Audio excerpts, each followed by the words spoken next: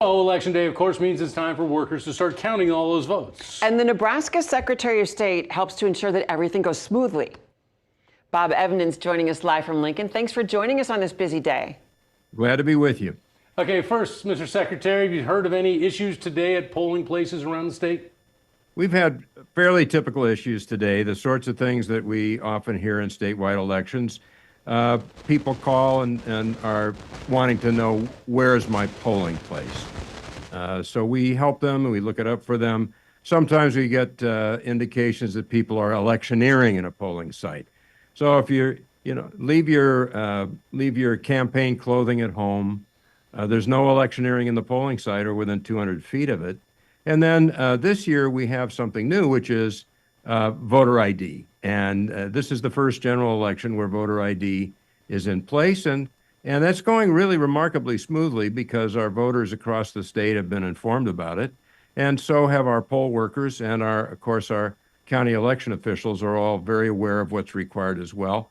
But this is the first time we've had it in a general election. There are hundreds of thousands of people who've never been required to show their ID before. And here and there are a few hitches that we've been able to work out. Sure, it's something new. Okay, I know you've been in touch with county election officials. What are they telling you? Same story, smooth going? You know, we've had just very few difficulties, very few issues to have to work out today. It has gone remarkably smoothly. And I'll tell you, that's a real credit to our friends and neighbors across the state of Nebraska who are our election workers, our county clerks, our county election commissioners, and the election workers and poll workers who have worked so hard and so diligently and are committed to having a smooth, fair, secure, and accurate election. And you predicted voter turnout around 72% this election. How does that stack up to prior elections, and what does it say about voter engagement? Well, that's a little higher than some and a little lower than others.